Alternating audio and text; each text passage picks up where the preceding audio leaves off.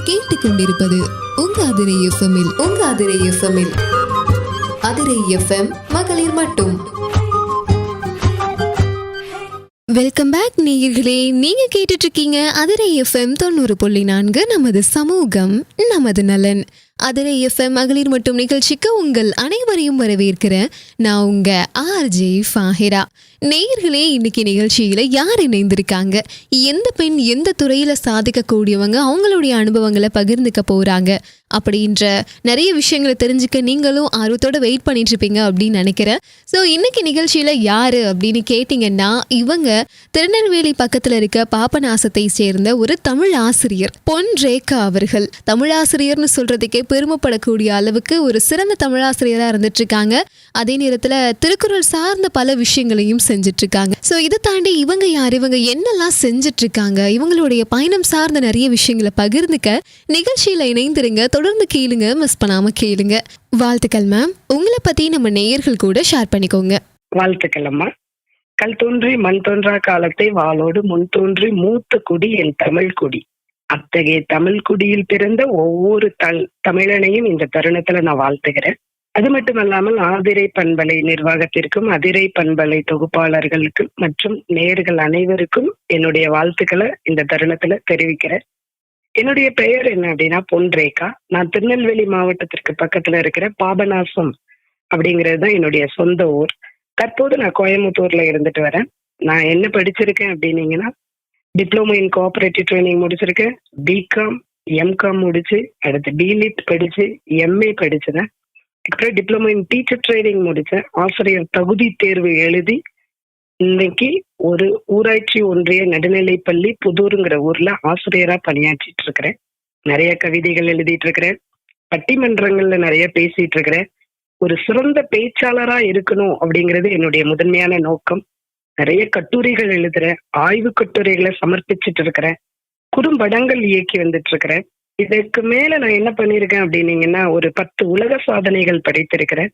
புத்தகங்கள் எழுதுவதுங்கிறது என்னுடைய மிகப்பெரிய கனவு. அதையும் செஞ்சிட்டு இருக்கிறேன். திருக்குறள் சார்ந்த வகுப்புகள் நிறைய எடுத்து வந்துட்டு இருக்கிறேன். திருக்குறளுக்கு உரை எழுதியிருக்கிறேன். சரி, இவ்வளவு பண்ணியிருக்கீங்க, நீங்க சமுதாயத்துக்கு என்ன பண்ணியிருக்கீங்க அப்படின்னு நீங்க என்னிடம் கேட்கலாம். சமுதாயத்திற்கு 500 பனை விதைகளை கொடுத்திருக்கிறேன். தமிழகம் முழுவதும் 500 பனை விதைகளை நட்டிருக்கிறேன். கொரோனா காலகட்டங்கள்ல நிறைய ஏழை எளிய மக்களுக்கு என்னால் முடிந்த உதவிகளை செஞ்சிருக்கிறேன். அது மட்டுமல்லாமல் மன வளர்ச்சி குன்றிய குழந்தைகளுக்கு இன்றளவும் என்னால் முடிந்த பொருட்களை உதவியாக வழங்கிட்டு வரேன். நிறைய அந்த மாதிரி சமூகம் சார்ந்த வேலைகளையும் நான் பண்ணிட்டு வரேன். அன்பாக பழகிறவங்களுக்கு தோழியா இருக்கிறேன். அதிகாரத்தோட பழகிறவங்களுக்கு இன்றளவும் நான் எதிரியாக இருந்து வருகிறேன். இதுதான் என்னுடைய அறிமுகம் அம்மா. Super ma'am. உங்களுடைய பயணத்தையே ஒரு கவிதை மாதிரி சொல்லி முடிச்சிங்க. ஸோ இப்போ பார்த்தீங்கன்னா, நீங்கள் ஒரு ஆசிரியராக பணிபுரிஞ்சிட்டு இருக்கேன்னு சொன்னீங்க இல்லையா, உங்களுடைய இந்த பயணம் எப்படி இருக்கு மேம்? ஆசிரியர் பணி, அறப்பணி, அதற்கே உன்னை அர்ப்பணின்னு சொல்லுவாங்க. இன்னொரு முக்கியமான விஷயம், நம்மளுடைய தாயின் கருவறையில் இருக்கும் பொழுது கரும்பலகையில் எழுதுகிற வரம் அப்படிங்கிற ஒரு தலையெழுத்தை இறைவன் நம் தாயின் கருவறையில் இருக்கும் பொழுது எழுதியிருந்தவர்கள் மட்டுமே தான் கரும்பலகையில் எழுத முடியுங்கிறாங்க. அப்படி ஒரு வரத்தை வாங்கியிருக்கேன் அப்படிங்கிறது எனக்கு ஒரு மிகப்பெரிய பெருமை. இன்னொன்னு சொல்லணும்னா, ஒவ்வொருவருக்கும் வேலைதான் தெய்வம். அது எல்லாருமே இன்ன வரைக்கும் சொல்லிட்டு வருவாங்க. என்னை பொறுத்த மட்டும் என்னுடைய இந்த ஆசிரியர் பணிதான் எனக்கு தெய்வம். இதுதான் என்னுடைய உலகம். இந்த ஆசிரியர் பணிதான் என்னுடைய சந்தோஷம்னு வாழ்ந்துட்டு வரேன் இப்ப வரைக்கும்.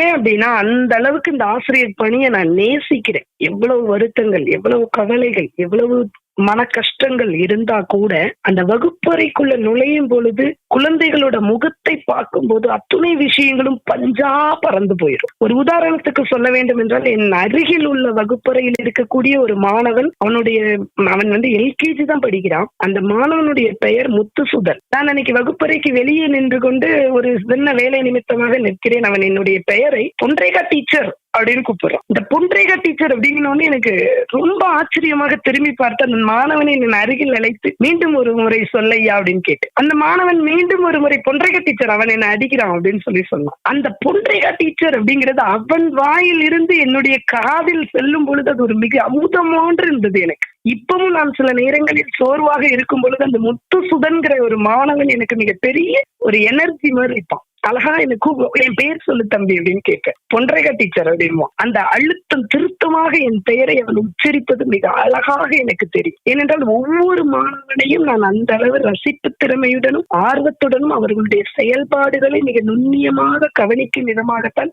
இன்றளவும் இருந்து வருகிறேன்.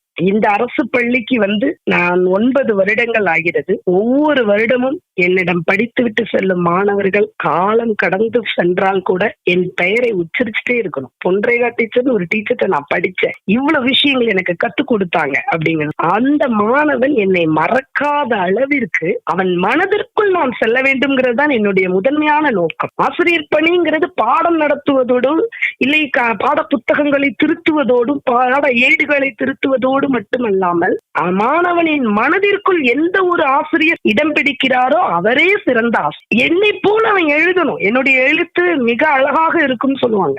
என்னை போல அவன் எழுதணும், என்னை போல அவன் பேசணும், என்னை போல அவன் சமுதாயத்தில் வாழணும் என்று நினைக்கணும். அதுக்கு அவனை தயார்படுத்துறது தான் என்னுடைய முதன்மையான வேலை. பாடம் மட்டும் அவனுக்கு நடத்துவது என்னுடைய வேலை கிடையாது. அவன் என்னை ஒரு ரோல் மாடலா எடுத்து முன்மாதிரியா எடுத்து வழி நடத்தி செல்லணும் அவனை அப்படிங்கறது என்னுடைய நோக்கம். இந்த பயணத்துல நான் ஓடிட்டு இருக்கிறேன், ஆடிட்டு இருக்கேன், பாடிட்டு இருக்கிறேன், சிரிச்சிட்டு இருக்கிறேன். இப்படிலாம் இருக்கிறது ஒரு தனி சுகம். இதை விட இந்த பயணம் எப்படி இருக்கணும் இது அப்படிங்கறத நான் தீர்மானிச்சு நடந்துட்டு இருக்கிறேன். ஆனா இந்த பயணம் எப்படி முடியணும்னு நான் நினைக்கிறேன் தெரியுமா? அப்துல் கலாம் சொன்ன மாதிரி ஒவ்வொரு ஆசிரியருக்கும் மரணம் என்பது வகுப்பறையில் மாணவர்கள் மத்தியில் நின்று கொண்டு, இந்த வேர்டு ரொம்ப நல்லா கவனிக்க வேண்டிய ஒரு விஷயம், நின்று கொண்டு பாடம் நடத்தி கொண்டு இருக்கும் பொழுது மரணம் சொன்னாரு. அப்படி ஒரு மரணத்தை அப்துல் கலாம் சந்திச்சார். அந்த மாதிரி ஒரு மரணம் தான் எனக்கும் என் வாழ்நாளில் என் மாணவர்கள் மத்தியில் நின்று கொண்டு பாடம் நடத்திட்டு இருக்கும் பொழுது வரணும்னு நினைச்சு இந்த பயணத்துல இன்றளவும் பயணிச்சிட்டு இருக்கிறேன். ரொம்ப மகிழ்வா பயணிக்கிறேன். Super ma'am. இப்போ நீங்க சொல்றது எப்படி இருக்குன்னா, ஒரு தாய் எந்த ஒரு எதிர்பார்ப்புமே இல்லாம அந்த குழந்தைய பார்த்துக்குவாங்க. அந்த குழந்தை எதிர்காலத்துல நல்லா இருக்கணும் அப்படின்னு நினைப்பாங்க தெரியுமா? ஸோ அதே போல நீங்களுமே எந்த ஒரு எதிர்பார்ப்பும் இல்லாம என்னோட எழுத்து மாதிரி என்னோட குழந்தைக்கு வரணும், நான் எந்த அளவுக்கு இப்போ இருக்கணும் அதே அளவுக்கு என்னோட குழந்தையும் வரணும் அப்படின்னு சொல்லி நிறைய விஷயங்கள் நீங்க செஞ்சுட்டு இருக்கீங்க. ஸோ உங்களுடைய இந்த வார்த்தைகளை கேட்கும் போதே ஒவ்வொரு டீச்சர்ஸ் கேட்டாங்கன்னா கண்டிப்பாக நம்ம ஒரு சூப்பரான வேலை பார்த்துட்ருக்கோம் அப்படின்ற ஒரு ஃபீலிங் அவங்களுக்கு நிச்சயமாக கிடைக்கும்னு நினைக்கிறேன். இதை தாண்டி நீங்கள் முன்னாடியே சொன்னீங்க பிகாம் படிச்சிருக்கேன், எம்காம் படிச்சிருக்கேன் அப்படின்னு சொன்னீங்க. ஆனால் இதெல்லாம் விட்டுட்டு திரும்பவும் பிலிட் படிச்சிருக்கீங்க. அதிலே நீங்கள் அடுத்தடுத்த துறை சார்ந்தும் படிச்சிருக்கீங்க. இன்னும் இந்த தமிழ் சார்ந்து நிறைய கவிதை எழுதுறீங்க, புத்தகம் எழுதுறீங்க. இது மேலெல்லாம் உங்களுக்கு, அதாவது இந்த தமிழ் மேலே உங்களுக்கு இந்த அளவுக்கு ஆர்வம் ஏற்பட காரணம் என்ன மேம்? அன்னை தமிழே என் நாவி கலந்தவனே, என்னை வளர்ப்பவனே, என்னுள் வளர்பவனே, உன்னை புகழ்வதற்கே உலகில் பிறப்பெடுத்தேன், சொல்லில் விளையாட சொல்லி தந்தவனே, சொல்லில் உனது புகழ் சொல்ல முடியலையே, சொல்லில் உனது புகழ் சொல்ல முடியலையே. தமிழோட புகழ சொல்ல சொன்னா நான் எப்படி சொல்லுவேன்? அந்த அளவிற்கு இந்த தமிழோட புகழ் உலகம் முழுவதும் பரவி கிடக்குன்னு தான் சொல்வேன். இந்த தமிழ் மீது எனக்கு ஏன் இப்படி ஒரு ஆர்வம் அப்படின்னு நீங்க கேட்டீங்க. உண்மையிலேயே நான் பள்ளி பருவத்தில் இருக்கும் பொழுது என்னுடைய ஆசிரியர், தமிழ் ஆசிரியர், இன்றளவும் நான் நேசிக்கக்கூடிய ஒரு தமிழ் ஆசிரியர் பாக்கியநாதன் அப்படின்னு ஒரு ஆசிரியர் இருந்தாரு. அவரை மாறி தமிழ் உச்சரிக்கிறேன்னா நான் இன்றளவும் அப்படி ஒரு சந்தேகம் எனக்குள்ள இருக்கு. காரணம் என்னன்னா, அவ்வளவு அழகாக தமிழை உச்சரிப்பார், அழுத்தம் திருத்தமாக உச்சரிப்பார். அவர் பேசுவதை கேட்டுக்கொண்டே இருக்கணும் போல இருக்கும். அப்படி அழகாக அடுக்கு மொழியில் பேசக்கூடிய ஒரு மிகச்சிறந்த தமிழாசிரியர். இன்றளவும் அப்படி ஒரு தமிழாசிரியரை நான் என் வாழ்நாளில் காணவில்லைன்னு தான் சொல்லுவேன். அவர் சொன்ன ஒரு வரி அழகா சொல்லுவாரு. காக்கைக்கு காக்கூகை, கூகைக்கு காக்காக்கை, கோக்கு காக்கைக்கு கொக்கொக்க, கைகைக்கு காக்கைக்கு கைகைக்கா காக்கா அப்படின்னு ஒடிப்பார்.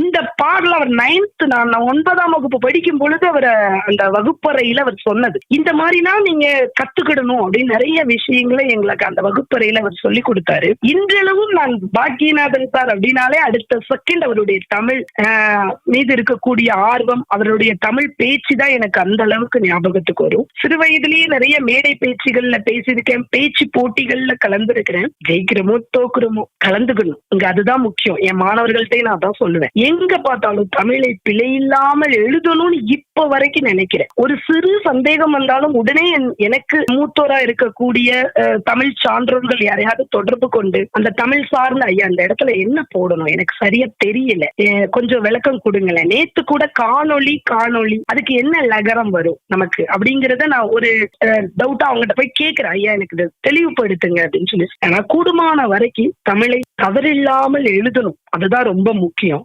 தாயை பழித்தவனை எவன் தடுத்தாலும் விடாதே, தமிழை பழித்தவனை தாய் தடுத்தாலும் விடாதே அப்படின்னு பாரதிதாசன் சொல்லி இருக்கிறாரு. தமிழ் ஒரு அமுத மொழி அல்லவா, ஆன்றோர் மொழி, மூத்த மொழி, ஆதி மொழி, அழகு மொழி. இதனாலதானே தமிழை நம்ம செந்தமிழே, நற்றமிழே, நறுந்தமிழே, அருந்தமிழேன்னு புகழ் பாடுறோம். இன்றைக்கு தமிழ் அந்த அளவுக்கு எனக்கு ஆர்வத்தை உண்டு பண்ணுது அப்படின்னா அதுக்கு முக்கிய காரணம் என்னுடன் பயணிக்கிற தமிழ் சான்றோர்கள். அவர்கள் என்னுடன் பயணிப்பதிலே நான் தான் அவர்களுடன் பயணித்துக் கொண்டிருக்கிறேன். இன்றளவும் அவர்கள் நிறைய தமிழ் சான்றோர்கள் தமிழ் சார்ந்த நிகழ்வுகள்ல என்னை ஈடுபடுத்துறது, தமிழ் சார்ந்து அவர்கள் உரையாடும் பொழுது அவர்கள் மேற்கோள் காட்டக்கூடிய இலக்கணங்கள், இலக்கியங்கள் இதெல்லாம் நான் பார்க்கும் பொழுது நிறைய ஆர்வம். தமிழ் எந்த அளவுக்கு ஒரு அற்புதமான மொழி, எப்படி நமக்கு ஒரு பொக்கிஷமான ஒரு விஷயம் அப்படிங்கறத நான் புரிஞ்சுக்கிட்டேன். காலம் கடந்து இன்னைக்கு பாக்கியநாதன் சார் அப்படிங்கிறவர் எப்படி தமிழ் சார்ந்து ஒரு தமிழ் ஆசிரியர்னு என் மனசுக்குள்ள இருக்கிறாங்களோ அதே மாதிரி இன்னைக்கு நான் ஒவ்வொரு மாணவனுடைய மனதிலையும் தமிழ் ஆசிரியர்னா எங்க பொன்றை ஆசிரியர் அப்படின்னு சொல்ற அளவுக்கு இடம்பெறணும் அப்படிங்கறதுதான் என்னுடைய நோக்கம். அதனால இன்னைக்கு தமிழ்னாலே ஒரு ஆர்வம், தமிழை நிறைய மாணவர்கள் மத்தியில கொண்டு போய் சேர்க்கணும், தமிழ் சார்ந்த நிறைய விஷயங்களை அவங்க பண்ணணும் அப்படிங்கறதுல முனைப்பா செயல்பட்டுட்டு வரேன். ரொம்ப அழகா பாடினீங்க மேம், ரொம்ப அருமையா இருந்துச்சு. நிறைய விஷயங்கள் சொல்றீங்க. தமிழ்ல எந்த அளவுக்கு உங்களுக்கு விருப்பம் இருக்கு, எந்த அளவுக்கு தமிழ் மேல நீங்க பற்று கொண்டிருக்கீங்க அப்படின்றது நீங்க பேசக்கூடிய அந்த வார்த்தைகள் மூலமாவே வெளிப்படுது அப்படின்னு சொல்லலாம். ஸோ இதை தாண்டி திருக்குறளுக்குன்னு சொல்லி வகுப்புகள் எடுக்கிறதா சொன்னீங்க இல்லையா? ஸோ மாணவர்கள் திருக்குறளை ஆர்வமோட கத்துக்கிறாங்களா மேம்? அந்த அனுபவம் பத்தி கொஞ்சம் ஷேர் பண்ணிக்கோங்க.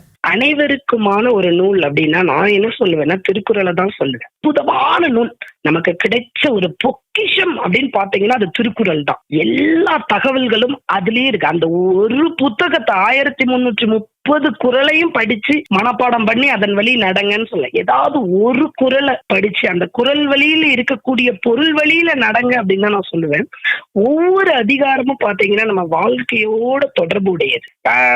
நீங்க சொல்லலாம் அதிகாரம் 40 பாத்தீங்கன்னா கல்விங்கிற அதிகாரத்தை வச்சிருப்பாரு வள்ளுவர். அதற்கு அடுத்து பாத்தீங்கன்னா கல்லாமைங்கிற ஒரு அதிகாரத்தை வச்சு, கல்விங்கிற அதிகாரத்தை வச்ச வள்ளுவர் கல்விங்கிற அதிகாரத்துல என்ன சொல்லியிருப்பாருன்னா, வேண்டியதுனால் என்னென்ன பயன்கள் அப்படின்னு சொல்லியிருப்பாரு. நீ படிச்சுன்னா உனக்கு என்னென்ன பயன் அப்படின்பாரு. கல்லாமையிலன்னா என்ன சொல்றாரு, நீ படிக்காம போனா உன் வாழ்க்கையில நீ என்னென்னலாம் அனுபவிப்ப அப்படிங்கறத தெளிவா சொல்லியிருப்பேன். இந்த மாதிரி ஒரு அற்புத நூல் எங்க கிடைக்கும் மாணவனுக்கு? இப்போ இந்த நூலை எடுத்துட்டு போயிடணும் மாணவனுக்கு. என்கிட்ட படிக்கிற ஒவ்வொரு மாணவனுக்கும் திருக்குறளை பத்தி தெரிஞ்சிருக்கணும், திருக்குறள்ல என்ன இருக்குன்னு அவன் கத்துக்கணும் அப்படிங்கிறது தான் என்னுடைய நோக்கமா இருந்துச்சு. இன்னைக்கும் என் பள்ளிக்கு வெளிப்புறத்துல இருக்கிற கரும்பலகையில நான் திருக்குறளை எழுதி போடுறேன், குறளும் பொருளும் எழுதி போடுறேன். ஆனால் என்னுடன் பயணிக்கக்கூடிய ஆசிரியர்கள் நான் என்ன குறள் என்ன பொருள் எழுதுகிறேன் என்று கவனிக்கிறார்களோ இல்லையோ, ஆனால் எனக்கு ஒரு பெரிய வெற்றி என்ன தெரியுமா?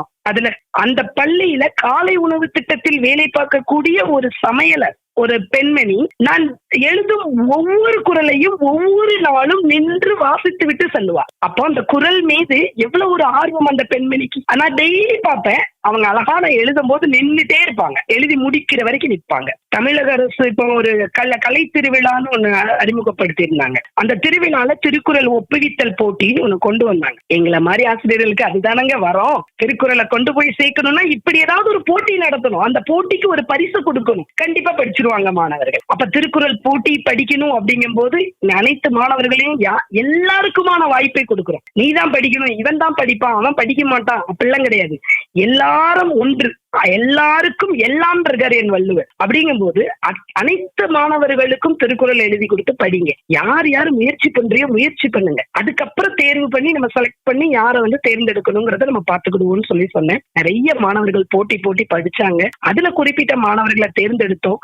ஆச்சரியமா இருந்துச்சு. பரிசு போட்டி அப்படின்னா, போட்டினாலே நம்ம மாணவர்கள் எவ்வளவு போட்டி போட்டு படிக்கிறாங்க அப்படிங்கிற ஒரு எண்ணம் தான். வருடம் விவேகானந்தா கேந்திரம் இந்த மாணவர்களுக்காக, திருக்குறள் மாணவர்களுக்காக அருகில் உள்ள ஒரு 5 மாவட்டங்கள், திருநெல்வேலியை சுற்றி இருக்கக்கூடிய திருநெல்வேலி, கன்னியாகுமரி, தூத்துக்குடி, கோவில்பட்டி, விருதுநகர், இந்த தென்காசி, இந்த 6 மாவட்டங்களை ஒருங்கிணைத்து திருக்குறள் ஒப்புவித்தல் போட்டி நடத்துறாங்க. அதுல கிட்டத்தட்ட என் மூலமாக 9 வருடங்களும் மாணவர்கள் அந்த போட்டியில வெற்றி பெற்று கன்னியாகுமரிக்கு போறாங்க. இதுல மிகப்பெரிய விஷயம் என்னன்னா, அந்த மாணவர்களுக்கான பரிசு தொகை, அந்த மாணவர்கள் தன்னுடைய பெற்றோர்களையும் தன் உடன் பிறந்தவர்களையும் 5 நாட்கள் கன்னியாகுமரியில் இலவசமாக தங்க வைக்க முடியும். அவர்களுக்கு உணவு மற்றும் தங்குமிடம் அனைத்தும் இலவசமாக கொடுக்குறாங்க. எதுக்கு? திருக்குறளை பிழையின்றி ஒப்புவித்தால், திருக்குறளை பிழையின்றி எழுதினால், திருக்குறளின் பொருளை விளக்கமாக கூறினால், இப்படி செய்யக்கூடிய மாணவன் தன் பெற்றோரை எங்க அழைச்சிட்டு போறான்? அவன் சுற்றுலாக்கு அழைத்துட்டு போற அளவுக்கு இன்னைக்கு வளர்ந்திருக்கிறாங்க. இப்ப என்னுடைய பள்ளியில பாத்தீங்கன்னா, அந்த எல்கேஜில படிக்கக்கூடிய ராகின் ஒரு மாணவன் குறளோட ஆரம்பம் சொன்னா போதும், வாய்மை அப்படின்னா போதும், வாய்மை எனப்படுவது யாதனின் யாதற்றும் தீமை இல்லாத சொல்லல் அப்படின்னு டக்குன்னு முடிச்சிருவான். இன்னொரு பொண்ணு இருக்கிறா, ராபியான்னு சொல்லிட்டு 3ஆம் வகுப்பு தான் படிக்கிறாங்க. 40 குறள்களை கத்துக் கொடுத்திருக்கேன் இப்ப வரைக்கும். அந்த முயற்சி தான், சிறு சிறு முயற்சிகள் தானே பெரிய வெற்றிக்கு அடிப்படை காரணமாக அமையும். அதே மாதிரி பாத்தீங்கன்னா, அதிகாரிகளிடம் திருக்குறள் சார்ந்த வினாடி வினாக்களை தொகுத்து ஒரு புத்தகமாக ரெடி பண்ணி அவங்கள்ட்ட கொடுத்து என் மாணவர்களிடம் கேளுங்கன்னு சொல்லுவேன். அந்த அதிகாரிகள் வரும் தருவாயில அழகா கேள்வி கேட்பாங்க. திருக்குறள்ல இடம்பெறும் மரம் என்ன, பனை, மூங்கில், மலர் என்ன, அனிச்சம், குவளை, இப்படி டக்குன்னு மாணவர்கள் பதில் சொன்ன உடனே அவங்களே ரொம்ப ஆச்சரியப்பட்டிருக்காங்க. திருக்குறள் சார்ந்த மாணவர்கள் இவ்வளவு விஷயங்கள் பண்றாங்க, ரொம்ப பாராட்டுறேன் அப்படின்னு சொல்லிட்டு போயிருக்கிறாங்க. இப்போ உங்களுக்கு ஒரு உதாரணத்துக்கு சொல்லணும்னா, நான் ஊர்ல இருந்து கிளம்பி இங்க கோயம்புத்தூர் இந்த லீவுக்காக வர்ற போது இந்த ராகிங்கிற மாணவனுக்கு கடைசியா நான் சொல்லி கொடுத்துட்டு வந்த குறள் என்னன்னா, சுவை, ஒளி, ஊறு, ஓசை, நாற்றம் என்ற 5 வகையை தெரிவான் கட்டே உலகில், அந்த பையனுக்கு மனப்பாடம் பண்ண சொல்லி கொடுத்து வந்திருக்கேன். இது மட்டும் இல்லாமல் சுதந்திர இயக்கம் நடத்தக்கூடிய 266 அஞ்சல் அட்டையில 1330 குறளையும் கிட்டத்தட்ட என்னுடைய மாணவர்கள் 100க்கும் மேற்பட்ட மாணவர்கள் எழுதி மாணவர்களை விருது வாங்க வச்சு, முப்பால் விருதுன்னு என்னுடைய மாணவர்கள் 100க்கும் மேற்பட்ட மாணவர்கள் அந்த விருதை வாங்கியிருக்கிறாங்க. இன்னொரு முயற்சி, திருக்குறள்ல மாணவர்கள் படிக்க வைக்கணும், அவனை அந்த திருக்குறள் வழி நடக்க வைக்கணுங்கிறதுக்காக வெள்ளிக்கிழமை தோறும் இன்றளவும் என்னுடைய பள்ளியில் வாரம் வெள்ளிக்கிழமை திருக்குறளை தவறில்லாமல் எழுதும் மாணவனுக்கு ஒரு குறளுக்கு 2 ரூபாய் வீதம். நீ 5 குறள் எழுதினாலும் நான் 10 ரூபாய் தரேன், நீ 50 குறள் எழுதினாலும் நான் 100 ரூபாய் தரேன். நீ எழுது, தப்பு இல்லாம எழுது, பிழை இல்லாமல் எழுது அப்படின்னு சொல்லியிருக்கேன். இன்னைக்கு என் மாணவர்கள் போட்டு எழுதிட்டு இருக்காங்க. ஏன்னா இன்னைக்கு நிறைய பேர்த்த எழுதுற ஆர்வம் ரொம்ப குறைஞ்சு போச்சு. அந்த எழுதுகிற ஆர்வத்தையும் ஊக்குவிக்கணும் அப்படிங்கிற நோக்கம் தான் என்னோடது. அந்த 2 அடி ஈரடி திருக்குறளை தவறில்லாமல் எழுதணும் அவன் அப்படிங்கிறது என்னுடைய நோக்கம். மாணவர்கள் ரொம்ப ஆர்வமா இருக்கிறாங்க. நாம முதல்ல ஆசிரியர்கள் ஆர்வமா இருக்கு, எந்த விஷயத்துல நம்ம ஆர்வமா இருக்கோமோ நம்மளுடைய குழந்தைகளும் அந்த விஷயத்துலதான் ஆர்வமா இருக்கும். ஒரு மேடை பேச்சா இருந்தாலும் திருக்குறளை சொல்லி தொடங்கும் பொழுது மாணவனுக்கும் அந்த எண்ணம் தான் வருகிறது, திருக்குறள் சொல்லணும் அப்படிங்கிற எண்ணம் வருகிறது. அது எனக்கு மிகப்பெரிய வெற்றியா நான் இந்த அளவுக்கு கருதுகிறேன். மாணவர்களுடைய ஆர்வத்திற்கு நிறைய வாழ்த்துக்கள், பாராட்டுகள் இந்த தருணத்துல சொல்லிக்கணும்னு நினைக்கிறேன். ஓகே மேம், இப்போ திருக்குறள் சார்ந்தே நிறைய விஷயங்கள் செஞ்சுட்டு இருக்கீங்க. ஸோ இதை தாண்டி புத்தகங்கள் எழுதியிருக்கதா சொன்னீங்க இல்லையா? ஸோ என்ன புத்தகங்கள் எழுதியிருக்கீங்க, எது உங்களை எழுத தூண்டுச்சுன்னு சொல்லுவீங்க? புத்தகம் நான் என்ன எழுதிருக்கேன், முதல்ல எழுதின புத்தகம் கையடக்க திருக்குறள் அப்படின்னு சொல்லி எழுதினேன். 3.5 சென்டிமீட்டர் நீளம், 3.5 சென்டிமீட்டர் அகலம் உள்ள ஒரு 1330 குறள்களையும் அடக்கிய ஒரு மிகச்சிறிய குறள் புத்தகம்.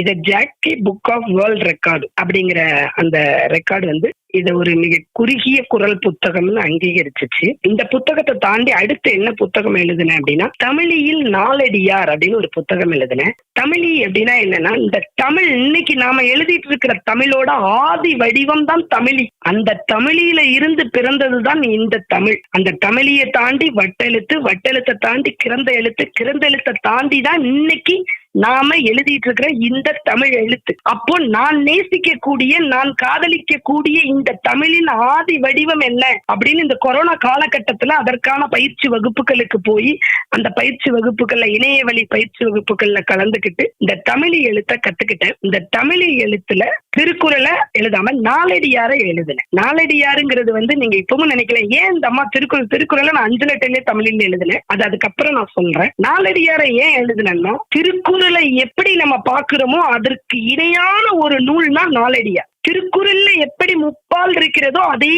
போன்று நாலடியாரிலும் முப்பால் இருக்கிறது. அறத்துப்பால், பொருள்பால், இன்பத்துப்பால், நாலடியார்லயே அதே இருக்கிறது. சோ திருக்குறளுக்கு இணையான ஒரு நூலான அந்த நாலடியாரை நிறைய மறந்துருதோம் நம்ம. சோ அந்த நாலடியார்ல இருக்கக்கூடிய 400 பாடல்கள் மற்றும் ஒரு கடவுள் வாழ்த்து, 401 பாடல்களையும் தமிழீட எழுதின அதை நம்மளுடைய மாண்புமிகு சபாநாயகர், சட்டப்பேரவை தலைவர் சபாநாயகர் ஐயா அப்பாவு ஐயா தான் அந்த நூலை வெளியிட்டாங்க. அடுத்து பாத்தீங்கன்னா மூவர் ஆத்திச்சூடி அப்படின்னு சொல்லிட்டு ஒரு நூல் எழுதினேன். அதை எழுதும் போது என்னன்னா அது வட்டெழுத்துல எழுதினேன். ஆத்திச்சூடி நம்ம நினைக்கிறோம் பாரதியார், பாரதிதாசன், ஔவையார் தான் எழுதியிருக்காங்கன்ட்டு. 17க்கும் மேற்பட்டவர்கள் ஆத்திச்சூடி எழுதியிருக்கிறாங்க. இதுல முதன்மையா இருக்கக்கூடிய பாரதியார், பாரதிதாசன், ஔவையாரை தேர்ந்தெடுத்து வட்டெழுத்துல ஆத்திச்சூடியை வெளியிட்டு அது ஒரு இது முடிஞ்சது. அதுக்கப்புறம் பாத்தீங்கன்னா வழியால் பிறந்த வழி அப்படின்னு ஒரு நூலை எழுதினேன். இந்த நூல் என்னன்னா, நான் இவ்வளவு உலக சாதனைகள் பண்ணும் பொழுதும் இத்தனை வருடங்கள் இந்த ஆசிரியர் பணியில் கடந்து வந்த வழிகளை எனக்கான வழியாக மாற்றி இன்னைக்கு நான் எப்படி முன்னேறிட்டு வந்துட்டு இருக்கேங்கிறத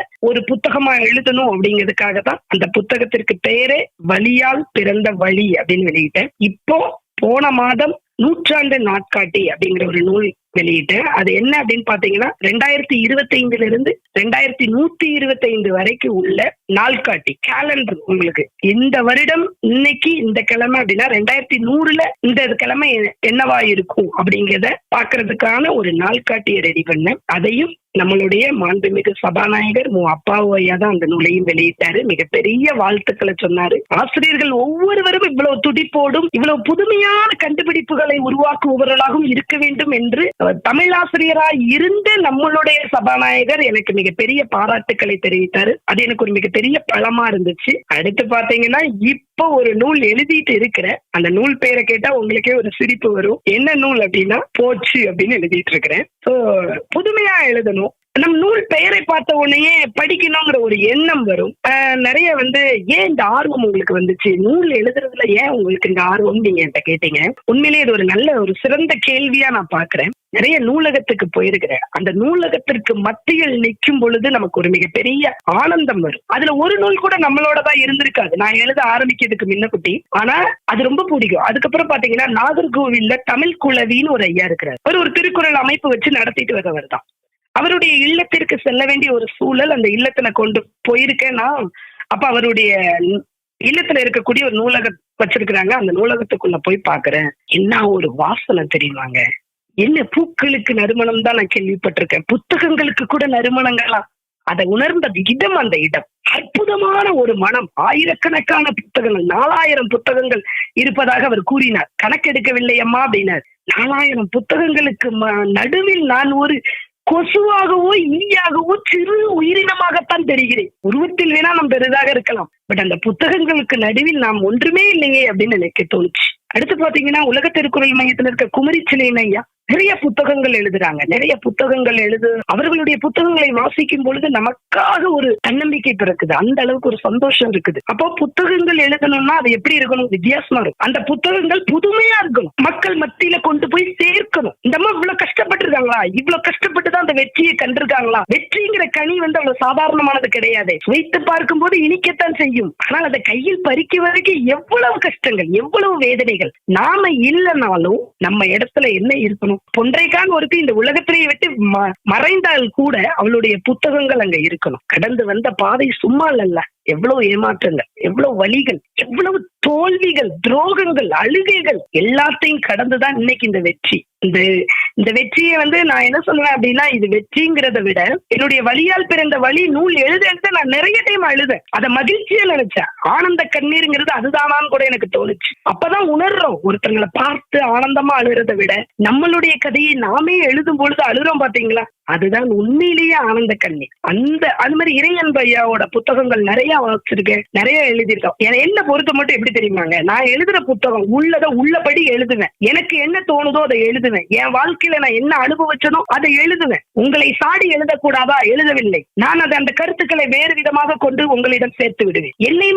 என்னை போல கஷ்டப்படுபவர்கள் படக்கூடாதுங்கிறதுக்காக எழுதல. கஷ்டப்படுங்க, ஆனால் அதை கடந்து வெற்றி பெறுங்க, அதுக்கு என் புத்தகம் உங்களுக்கு உதவும் அப்படிங்கிற நோக்கத்துலதான் இன்ன வரைக்கும் எழுதிட்டு இருக்கேன். அந்த ஆர்வம் இப்ப கடைசியா நான் எழுதிட்டு இருக்கேன் பாருங்க, ஒரு புத்தகம் பேச்சு போச்சு. அந்த புத்தகம் எந்த அளவுக்கு மக்கள் மத்தியில கொண்டு போய் சேர்க்கணுங்கிறது தான் என்னுடைய மிகப்பெரிய நோக்கமா இருக்கு. ஏன்னா அந்த அந்த புத்தகத்தை வாசிக்கிற ஒவ்வொருத்தருக்கும் எவ்வளவு பெரிய பேச்சாளர் ஏன் இந்த போச்சுங்கிற ஒரு வேர்டை எழுதியிருக்காங்கிறத அது உணர வைக்கக்கூடிய ஒரு புத்தகமா அந்த இடத்துல இருக்கும். சோ இந்த மாதிரி நிறைய பேர் எழுதக்கூடிய புத்தகங்கள் தான் இன்னைக்கு நான் புத்தகம் எழுதணுங்கிற ஒரு ஆர்வத்தையே எனக்கு உண்டு பண்ணுச்சு. இந்த அளவுக்கு எழுதிட்டு இருக்கிறேன், இனிமேலும் எழுதுவேன், தொடர்ந்து எழுதுவேன். நன்றி. Super ma'am. இப்போ இந்த புத்தகங்கள் நீங்க எழுதுறதை தாண்டி பாத்தீங்கன்னா குறும்படங்கள் இயக்குறதாவும் நாங்க கேள்விப்பட்டோம். ஸோ என்னென்ன குறும்படங்கள் இயக்குனீங்க, எதுக்காக அதெல்லாம் படைக்கப்பட்டுச்சு? குறும்படங்கள் ஏன் இயக்குனேன் அப்படின்னா, சரி ஏதோ அது எல்லாமே இந்த கொரோனா காலகட்டம்ங்கிறது தீநுண்மை நம்மை ஆட்கொண்டு இருந்த காலகட்டங்கள்ல எல்லாருமே அவங்கவுங்க வீட்டு வேலைகள், நம்ம அன்றாட வேலைகளை பார்த்து தான் வாழ்ந்து வந்த ஒரு காலகட்டமா இருந்துச்சு.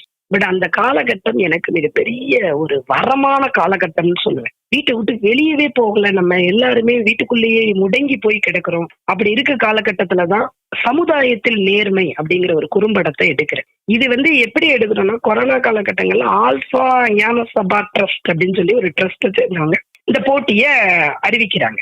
இந்த கொரோனா காலகட்டங்கள்ல நடத்தக்கூடிய இந்த போட்டியை அறிவிக்கும் பொழுது சாதாரணமா இந்த குறும்படத்தை எடுக்க ஆரம்பிக்கிறேன்.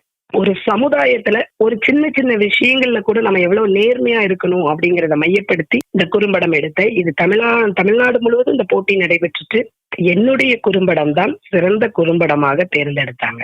ரெண்டாவது பாத்தீங்கன்னா விவசாயி அப்படிங்கிற விவசாயம் நம்ம தமிழக மக்களுக்கு இல்ல, உலகம் முழுவதும் விவசாயம் தான். விவசாயி இல்லை என்றால் நாம் எதுவுமே இல்லை அப்படிங்கிறது தெரியும். அப்படிப்பட்ட இந்த விவசாயத்தை மையப்படுத்தி மாணவர்களை வைத்து ஒரு குறும்படம் எடுத்தேன். விவசாய போற்றி விவசாயிகளுடைய கஷ்டங்களை மனிதர்களுக்கு தெரியப்படுத்தும் விதமாக. அடுத்து தடை அதை உடை அப்படின்னு சொல்லிட்டு ஊனமுற்ற மாற்றுத்திறனாளிகள் இருக்கிறாங்கல்ல, இந்த குழந்தைகளுக்கு மாற்றுத்திறனாளி குழந்தைகள் தங்களுடைய வாழ்க்கையில எவ்வளவு சவாலா எடுத்துக்கிட்டு வெற்றி பெறாங்க அப்படிங்கறத மையப்படுத்தி ஒரு குறும்படம் எடுத்தேன். அடுத்து தொடாதே அப்படின்னு சொல்லி ஒரு இன்றைய பச்சிளம் குழந்தைகளை பாலியல் ரீதியாக சீண்டி அவர்களை மிகப்பெரிய துன்புறுத்தலுக்கு உள்ளாக்கக்கூடிய இந்த சமுதாயத்தில் இருந்து அந்த குழந்தைகளை எப்படி காப்பாற்றுவது, அந்த குழந்தைகள் எப்படி தங்களை தாங்களே காப்பாற்றிக் கொள்வது என்பதற்காக ஒரு குறும்படத்தை தொடாதே அப்படிங்கிற பெயர்ல எடுத்த இந்த குறும்படங்கள். நீங்க கேட்ட மாதிரி இந்த குறும்படங்கள்னால என்ன பெருசா போய் சேர்ந்துரு போகுது. நிறைய குறும்படங்கள் இன்னைக்கு சமுதாயத்துல இருக்கு.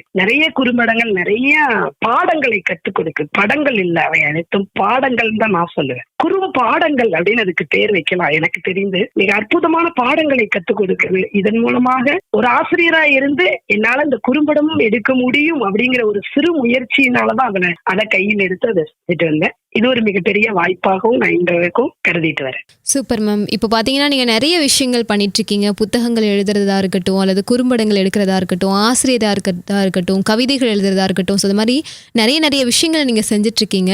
ஸோ இத்தனைக்கும் உங்களுக்கு உறுதுணையாக இருக்கக்கூடிய நபர் அப்படின்னு யாரை சொல்லுவீங்க மேம்? நான் மட்டும்தான். இன்னொரு உறுதுணையா இருக்கக்கூடிய நபர் யாருன்னு நீங்க கேட்டீங்கன்னா என்னுடைய தனிமை தான் சொல்லுவேன். ஏன்னா நான் இருக்கிறது திருநெல்வேலி, என் குடும்பம் இருக்கிறது, என் குழந்தைகள் இருக்கிறது கோயம்புத்தூர். வார இறுதி நாட்களில் நாங்கள் அனைவரும் ஒன்றாக சேர்வதுதான் வழக்கம் இதுவரைக்கும். அப்படிங்கும் பொழுது பெரும்பாலான நேரங்கள் பள்ளி தவிர்த்து நான் இருக்கிற வீட்டுக்கு வந்தேன்னா தனிமை தான். நான் சொல்றேன், இப்பவும் தனிமை மிக அழகானது, ஆழமானது, சிந்திக்க தூண்டுவது, புதுமைகள் நிறைந்தது தனிமைன்னு சொல்லுவேன். நேரத்தோட மகிமையை நமக்கு உணர வைப்பது தனிமை, சுகமானது, சூப்பரானது தனிமை அப்படின்னு சொல்லுவேன். இதெல்லாம் யாருக்கு தெரியுமா? அதை உணர்ந்தவர்களுக்கு மட்டும்தான். நான் ஒவ்வொருத்தையும் சொல்றேன், கொஞ்ச நேரம் தனியா இருந்து பாருங்க, கொஞ்ச நேரமாவது தனிமையில இருந்து பாருங்க. அதனோட அந்த அனுபவத்தை அனுபவிங்க. இத புரியும் போது இதை எங்க புரியுறமோ அங்க நமக்குள்ள சத்தியமா ஒரு மகிழ்ச்சி பிறக்கும். நான் வாரம் ஊருக்கு வரேன்னா 2 வாரத்துக்கு ஒரு தடவை ஊருக்கு வரேன். மீதி நேரங்கள் எல்லாமே அங்க தனிமையில இருக்கும் பொழுது அந்த தனிமையான நேரங்களை பயனுள்ள வகையில் பயன்படுத்தணுங்கிறத எனக்கு சிந்திக்க முடிஞ்சு. சரியாக பயன்படுத்தினதுனாலதான் இன்னைக்கு நான் தனித்துவமா நிக்கிறேன், தனிச்சு நிக்கிறேன். எனக்கு நான் மட்டும்தான். சரிங்களா? இன்னைக்கு சொல்லுவாங்க, நான் சும்மா எல்லாம் பொய் சொல்லலாம் விரும்ப மாட்டேன். இவங்களால அவங்களால எல்லாம் பொய் சொல்ல மாட்டேன். நான் என் வாழ்க்கையில உதவுனாங்களா, ஆமா உதவுனாங்கன்னு சொல்லிட்டு போயிருவேன். எனக்கு உறுதுணையா இருக்கிறது நான் தான், என்னோட தனிமை தான். இன்னைக்கும் அதுதான் எனக்கு மிகப்பெரிய பலம். Super ma'am. இப்போ நான் மட்டும்தான் அப்படின்னு சொல்லும்போது அந்த சொல்கிறதே ஒரு தனி ஃபீல் அப்படின்னு சொல்லலாம். அதை நீங்கள் ஒரு கெத்தாக சொல்கிறது ரொம்பவே சூப்பராக இருக்குது. ஸோ அதே நேரத்தில் இப்போ பார்த்தீங்கன்னா, இப்போ இவ்வளோ விஷயங்கள் நம்ம செய்கிறோம் அப்படிங்கிறப்போ, அதுக்கெல்லாம் நம்மளுடைய ஃபேமிலி சப்போர்ட் அப்படின்றது ஒரு நிச்சயமாக வேணும் இல்லையா? ஸோ ஒரு டீச்சராக இருக்கீங்க, அது மட்டும் போதுமே அப்படின்றது மட்டும் இல்லாமல், இன்னும் நிறைய விஷயங்கள் செஞ்சிட்ருக்கீங்க. ஸோ இதுக்கெல்லாம் ஸ்டார்டிங்கில் உங்களுடைய ஃபேமிலி சப்போர்ட் எப்படி இருந்துச்சு? இப்போ எப்படி இருக்கு மேம்? இதுதான் என்னன்னா, கூடுமான வரைக்கும் நான் பொய் சொல்ல மாட்டேன். ஏன்னா திருக்குறள்ல நிறைய குறள்கள் வழி நடக்கணும்னு நினைக்கிறவா, அதுல தன்னஞ்செறிவது பொய்யற்க பொய்த்த பின் தன்னஞ்சே தன்னை சுடும் அப்படின்னு இருக்காங்க. மனதறிந்து ஒரு பொய்ய சொல்லிட்டோம்னா நம்ம நெஞ்சே நம்மள கொன்றும், சுட்டு எரிச்சிடும் நம்மள. அந்த மாதிரி பொய் சொல்ல வேண்டாம். எல்லா இடங்கள்லயும் கூடுமான வரைக்கும் உண்மையை பேசுவோம். உண்மையை பேசினா 4 செருப்படி விழுதா வாங்கிக்கிடுவோம், ஒன்னும் பிரச்சனை இல்லை. உண்மை பேசுனதுனாலதானே விழுது, பரவாயில்ல. பொய்ய பேசி மாலை வாங்கணுங்கிற அவசியம் எனக்கு கிடையவே கிடையாது. இப்போது வர நான் எந்த ஒரு முயற்சியையும் தனியாளா நின்று செஞ்சிருக்கேனே தவிர, யாரோட உதவியிலையும் யாரோட கைத்தூக்கல்லையும் நான் செஞ்சதில்லை. ஆரம்பம் முதல் இப்ப வரைக்கும் எனக்கு என் குடும்பம் தடையா இருந்ததே கிடையாது. அதுதான் எனக்கு மிகப்பெரிய ஒத்துழைப்பே. புரியுதுங்களா? இன்ன வரைக்கும் அவங்க ஏதோ ஒரு ரூபத்துல இதை செய்யக்கூடாது அப்படின்னாதான் அது தடையா எனக்கு தெரியும். சரிங்களா? இது வரைக்கும் அவங்களோட எந்த விதமான தடையும் கிடையாது, எந்தவித ஒத்துழைப்பும் கிடையாது. அப்போ தனியா ஓட ஓட ஓட ஓட ஓட ஓட எனக்கு அது ஒரு பெரிய பலமா மாறி, ஒவ்வொரு முயற்சியும் தனியா நிற்பேன், தோப்பேன், எந்திரிப்பேன், திரும்ப தோப்பேன், எந்திரிப்பேன். தோர்த்து தோர்த்து தோர்த்து இன்னைக்கு ஜெயிக்கிறது மட்டுமே வாழ்க்கையில, தோர்த்தா கூட நான் சந்தோஷம் தான் படுவேன். அந்த மாதிரி நானே என்ன பண்ணிக்கிட்டேன், பலமாக்கிக்கிட்டேன். அதனாலதான் இன்னைக்கு நான் நிறைய பேருக்கு பாலமா இருக்கேன். சரிங்களா? 7 வருடங்கள்ல நல்லாசிரியர் விருது வாங்கினேன். நான் அரசு பணிக்கு 7 வருடங்கள் தான். 7 வருடங்கள்ல நான் நல்லாசிரியர் விருது வாங்கினேன். திருக்குறள் சார்ந்த பணி செஞ்சு என் மாணவர்கள் மத்தியில, சமுதாய மத்தியில திருக்குறள் பொன்றைக்கான்னு இருந்த ஒரு பெண்மணி இன்னைக்கு நல்லாசிரியர் பொன்றைக்கான்னு ஒரு இடத்துக்கு வந்தேன். நல்லாசிரியர் விருது தமிழக அரசு கையில வாங்கியிருக்கும் பொழுது இன்னைக்கு நல்லாசிரியர் பொன்றைக்கான அந்த எத்தனையோ பத்திரிகைகள், எத்தனையோ தொலைக்காட்சிகள்ல என்னுடைய பேட்டிகளும் என்னுடைய சாதனைகளும் வரும் பொழுது அதை நான் கண்டிப்பா என்னுடைய குடும்ப நண்பர்களுக்கு, குடும்ப உறுப்பினர்களுக்கு, குடும்ப நபர்களுக்கு எல்லாருக்குமே அனுப்புறேன் ஒரு வாழ்த்துக்கள். நான் சொல்லுவேன், கை இல்லாம கூட மனிதன் இருப்பான், கைபேசி இல்லாமல் யாரும் இருக்க மாட்டாங்க. இன்னைக்கு கூப்பிட்டு கூட வாழ்த்து சொல்வதற்கு குடும்பத்திலேயோ இல்ல நண்பர்கள் வட்டாரத்திலேயோ யாரும் இருக்க மாட்டாங்க. அதை கூட குறுஞ்செய்தியாக அனுப்பிவிட்டு ஈஸியா போயிடுறாங்க. ஏன் ஒரு வாழ்த்து செய்திகளை கூப்பிட்டு சொல்லலாமே, சூப்பரா பண்ணிருக்கப்பா, வாழ்த்துக்கள்ப்பா, பொன்றைக கலக்குறடா, செம்மடா, பெருமையா இருக்குப்பா. இது எல்லாமே ஒரு சிம்பிள், ஒரு சின்ன குறியில முடிஞ்சிருது. சோ இந்த மாதிரி இன்றளவும் ஒரு சில நபர்கள் இருக்கிறாங்க. இன்னைக்கு காலகட்டத்துல அவங்க நம்மளுக்கு ஒத்துழைக்கனாலும் பரவாயில்ல, தடையா இல்லாம இருந்தா ரொம்ப சந்தோஷம். அப்படிதான் நினைச்சிட்டு இருக்கேன். இன்ன வரைக்கும் அவர்கள் யாரும் எனக்கு தடையாக இருந்ததில்லை. நான் அதனால என்னுடைய பாதையில தெளிவா போயிட்டு இருக்கிறேன், மகிழ்ச்சியா இருக்கிறேன். இன்னைக்கு நான் என்னுடைய வீட்டுக்கு வர்றேன் அப்படின்னா, ஐயோ அம்மா வந்துட்டாங்க, நிறைய எழுதுவாங்க, சோ நம்ம பேப்பர்லாம் எடுத்து ஒளிச்சு வைக்கணும்ப்பா அப்படிம்பாங்க. சோ அந்த மாதிரி தான் ஜாலியா நமக்கு எல்லாமே நம்ம வாழ்க்கையில நடக்கிறது எல்லாமே சந்தோஷமா எடுத்துக்கலாம். நமக்கு ஒரு பலம் இல்ல, நமக்கு பக்கத்துல இருந்து நம்மள கை தூக்கலையே, நம்மளுக்கு சப்போர்ட் பண்ணலையே அப்படின்னு நினைக்கிறத விட்டுட்டு நம்மளே போலாம். ஒவ்வொரு இடத்தையும் தேடி நம்மளே 4 பேர்கிட்ட ஏச்சு பேச்சு வாங்கணும். நம்ம அடுத்தவங்களை வச்சு எத்தனை நாளைக்கு செய்ய முடியும்? அது யாராவும் இருக்கட்டும், கணவரா இருக்கட்டும், அப்பாவா இருக்கட்டும், தோழரா இருக்கட்டும், இல்ல யாராவோ இருக்கட்டும், எல்லாரையும் வச்சு நீங்க எத்தனை நாள் செஞ்சிருவீங்க? நீங்க செய்யுங்க. ஒவ்வொருத்தரும் நீங்களே களத்துக்கு போங்க, நீங்களே இறங்குங்க அப்படிங்கறது நான் கத்துக்கிட்ட பாடம். அதனால இன்ன வரைக்கும் எந்த ஒரு சாதனைகளா இருந்தாலும் நானே தான் இறங்குவேன், அதுக்கான முயற்சிகளை நானே தான் செய்வேன். அதனால வர விளைவுகளையும் நானே தான் சந்திச்சிட்டு இருக்கேன் இப்ப வரைக்கும். சோ இதுதான் என்னுடைய வாழ்க்கை. இப்போ பார்த்தீங்கன்னா, நீங்கள் ஒரு பெண்ணாக உங்களுடைய லைஃப்லையும் நிறைய ஃபேஸ் பண்ணியிருப்பீங்க. ஸோ இதை தாண்டி உங்களுடைய பார்வையில் இன்றைய காலத்து பெண்களுக்கு நீங்கள் என்ன சொல்ல நினைக்கிறீங்க மேம்? நான் என்ன சொல்றேன் அப்படின்னா, தேடிச்சோறு நிதம் தின்று பல சின்னஞ்சிறு கதைகள் பேசி மனம் வாடி துன்பம் மிக உழன்று பிறர் வாட பல செயல்கள் புரிந்து நரை கூடி கிளப்பருவம் எய்தி கொடுங்கூற்றுக்கு இறையன பின்மாயும் வேடிக்கை மனிதனைப் போல நானும் வீழ்வேன் என்று நினைத்தாயோ அப்படின்னாரு என்னுடைய பாரதியார். அந்த அளவிற்கு நம்ம பெண்களுக்காக எழுதின ஒரு விஷயம் தான். சோ எந்த இடத்துலயும் தன்னம்பிக்கையை மட்டும் விட்டுறாதீங்க, தன்னம்பிக்கையோட இருங்க. ஒவ்வொரு வெற்றிக்கு பின்னாடியும் ஒரு ஆணோ பெண்ணோ யாரும் இருக்க வேண்டாங்க. ஆணும் இருக்க வேண்டாம், பெண்ணும் இருக்க வேண்டாம். உன் வெற்றிக்கு பின்னாடியும் உன் வெற்றிக்கு முன்னாடியும் நீதான் இருக்கும். அவர் இருந்தாங்க, இவர் இருந்தாங்கன்னா 4 பெண்ணு ஒரு இடத்துல போய் நின்று சொல்றதே நமக்கு இழுக்குன்னு நினைச்சான்னு வைங்களேன், ஒரு பெண் துணிஞ்சு நின்றுவா. அவளே நிப்பா, அவளே எல்லாத்தையும் பார்த்துப்பான். சோ எந்த இடத்துலயும் சோர்ந்து போய் மட்டும் உட்கார்ந்துடாதீங்க. நான் அதுதான் சொல்லுவேன். அது அதாவது வீட்டுல இருக்கக்கூடிய பெண்மணிகளா இருந்தாலும் சரி, வேலைக்கு செல்லக்கூடிய பெண்மணிகளாக இருந்தாலும் சரி, நமக்கு வரக்கூடிய ஏச்சுக்கள், பேச்சுக்கள், அவமானங்கள், கேலிகள், கிண்டல்கள், அவப்பெயர்கள், அவதூறுகள் இதெல்லாம் பார்த்து சோர்ந்து போய் உட்காராதீங்க. உட்காரணும்னு நினைச்சுதான் இதெல்லாம் அவங்க செய்யறது. ஆனா அதனால உட்கார்ந்துடாதீங்க. அப்படித்தான் நம்மள மிதிப்பாங்க, அப்படித்தான் நம்மள கொல்லுவாங்க. பாராட்ட கூட இங்க ஆள் கிடையாது. பாராட்டணும்னு நீங்க எதிர்பார்க்காதீங்க. பாராட்டினாதான் நான் இதுக்கு அடுத்த கட்டம் போவேன் நீங்க எதிர்பார்க்கிற. நீ யாரு என்ன பாராட்டுறதுக்கு? என் வழி நேர் வழி. எனக்கு யாரோட பாராட்டு தந்தீங்களா சந்தோஷம், தரலையா ரொம்ப சந்தோஷம் அப்படின்னு போய்கிட்டே இருங்க. எதை பத்தியும் கவலைப்படாதீங்க. ஒரு நாள் இல்ல ஒரு நாள், இப்பவும் சொல்றேன், ஒரு நாள் இல்ல ஒரு நாள் அத்தனை பேர் உங்களை திரும்பி பார்ப்பாங்க. நீங்க ரொம்ப தூரம் போயிருப்பீங்க, ஆனா அவங்க அந்த இடத்துலயே தான் நின்றுட்டு இருப்பாங்க. உங்களை பேசினவங்க எல்லாரும். நான் என்ன சொல்றேன்னா, ஒவ்வொரு பெண்களும் வெற்றி பெறணும், நான் ஜெயிக்கணும், நான் ஜெயிக்கணும், நான் ஜெயிக்கணும் அப்படின்னு நினைக்காத. நான் தோக்கணும், நான் தோக்கணும், நான் தோக்கணும்னு நினைக்க. தோத்து பாருங்க. தோல்விய முதல்ல வாழ்க்கையில சந்திங்க. எப்பவுமே வெற்றியை சந்திக்கணும்னு நினைக்கங்க. தோல்வியை சந்திச்சிருங்க. அது உங்களை என்ன செய்யும்? பக்குவப்படுத்தும். வெற்றி உங்களை மகிழ்ச்சி தான் படுத்தும். தோல்வி உங்களை பக்குவப்படுத்தும். மகிழ்ச்சி கொஞ்ச காலத்துக்கு தான். பக்குவம் சாகிற வரைக்கும், கட்டையில போற வரைக்கும் அந்த பக்குவம் நமக்கு இருக்கும்.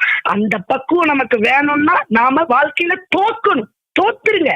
அதுக்கப்புறம் ஜெயிக்கிறதுக்கான வழி என்னன்னு உங்களுக்கு ஈஸியா தெரிஞ்சிடும். அத அந்த மாதிரி புடிச்சு போங்கன்னு தான் நான் சொல்லுவேன். மெயினா ஒவ்வொரு பெண்களும் சூழ்நிலைகளை கையாள கத்துக்கோங்க. மேக்சிமம் எனக்கு தெரிஞ்சு எதிர்பார்ப்புகளை குறைச்சுக்கோங்க.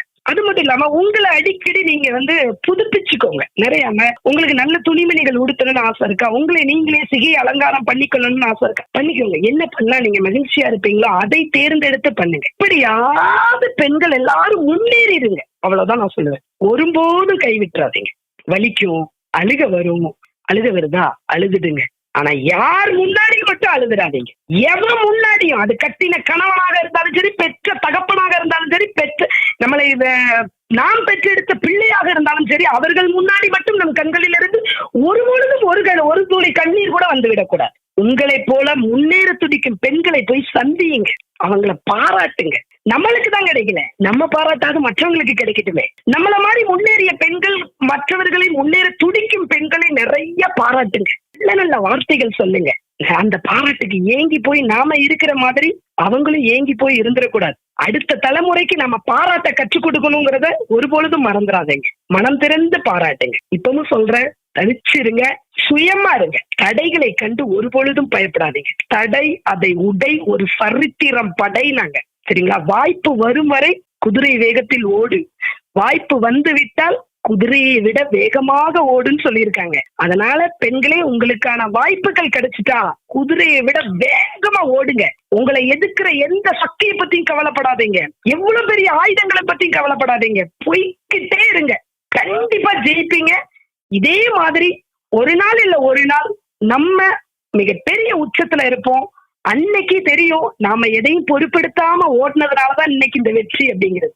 Okay ma'am, super ma'am. இப்போ உங்களுடைய பயண அனுபவங்கள் பற்றியும் பெண்களுக்கு நிறைய நல்ல விழிப்புணர்வு விஷயங்களை எங்கள் கூட இதுவரையும் ஷேர் பண்ணீங்க. ஸோ ஃபைனலாக பார்த்தீங்கன்னா நம்ம அதிரை எஃப்எம்க்கும் அதிரை எஃப்எம் நேயர்களுக்கும் நீங்கள் என்ன சொல்ல நினைக்கிறீங்க மேம்? நான் என்ன சொல்றேன்னா, அதிரை பண்பலை அப்படிங்கிறது எனக்கு இந்த கடந்த ஒரு 10 நாளுக்கு முன்னுக்குட்டி தெரியும். இந்த நிகழ்வலையில இருக்கக்கூடிய நேயர்கள் ஒவ்வொருவருக்கும் நான் என்ன சொல்றேன்னா, இந்த நிகழ்வலையில இருக்கக்கூடிய அந்த காணொளி காட்சிகள் அனைத்தையும் கண்டிப்பா போய் பாருங்க. அந்த நேர்காணலை ஏன் கேட்கணும் அப்படின்னா, அதன் மூலமா உங்கள் மனது மேலும் பக்குவப்படும், உங்கள் மனம் புதுப்பிக்கப்படும், உங்கள் காது குளிர மனம் திறந்து கேளுங்க. நான் கேட்டேன், அதனால சொல்றேன். அதிரை பண்பலையில என்னென்ன பண்ணிட்டு இருக்கிறாங்க, யார் யாரு இதில் நேர்காணல் கொடுத்திருக்கிறார்கள், அந்த நேர்காணலில் கொடுக்கப்பட்ட தகவல்கள் என்னென்ன, ஒவ்வொரு பெண்மணிகளும் எப்படி தங்கள் வாழ்வில் இருக்கக்கூடிய தடைகளை உடைத்து தடைக்கற்களை படிக்கற்களாக மாற்றி முன்னேறி வந்திருக்காங்கிறத நான் பார்த்தேன். நீங்களும் பாருங்க.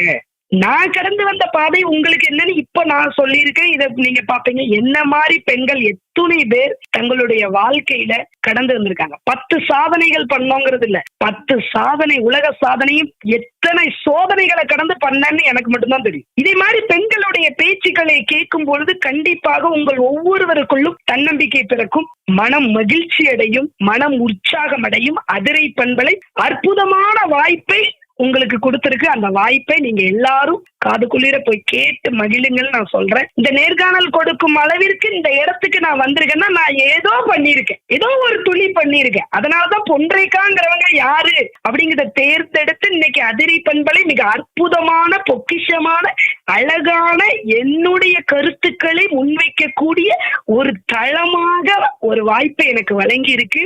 அதனாலதான் சொல்றேன், இந்த அதிரை பண்பலை கேட்கக்கூடிய நேர்கள் அத்துணை பேருக்கும் வாழ்க்கை ரொம்ப சுவாரஸ்யமானது. ரசிச்சு வாழுங்க, மகிழ்வாக வாழுங்க. நீங்க இந்த பண்பலையில இருக்கக்கூடிய நேயர்கள் மற்றும் இதுல இருக்கக்கூடிய தொகுப்பாளர்கள், நிர்வாகத்தினர் அனைவரும் சகல சௌபாக்கியத்தோடு வாழணும் அப்படிங்கிறதுக்காக எல்லாமல்ல இறைவனை இந்த தருணத்துல நான் வேண்டிக்கிறேன். எல்லா புகழும் இறைவனுக்கே. நன்றி அம்மா. நேயர்களே, இதுவரையும் நிகழ்ச்சியை முழுமையா கேட்டு பயனடைஞ்சிருப்பீங்க அப்படின்னு நம்புறேன். ஸோ தமிழ் சார்ந்தும் திருக்குறள் சார்ந்தும் இவங்களோட பயணம் பத்தி நம்ம கூட ஷேர் பண்ணிக்கிட்ட தமிழாசிரியை பொன்ரேகா அவர்களுக்கு நேயர்கள் சார்பாகவும் அதிரை எஃப்எம் சார்பாகவும் வாழ்த்துக்களையும் நன்றிகளையும் கூறி விடைபெறப் போவது நான் உங்க RJ ஃபாஹிரா. இந்த நிகழ்ச்சி பற்றிய கருத்துக்கள், விமர்சனங்கள், ஆலோசனைகள் தெரியப்படுத்த 7337776904 இந்த நம்பருக்கு கால் பண்ணியோ அல்லது வாட்ஸ்அப் மூலமாவோ தெரியப்படுத்தலாம். இது நம்ம அதிரை எஃப்எம் 90.4, நமது சமூகம் நமது நலன். நீங்கள் கேட்டுக்கொண்டிருப்பது உங்க அதிரை எஃப்எம்மில் அதிரை எஃப்எம் மகளிர் மட்டும்.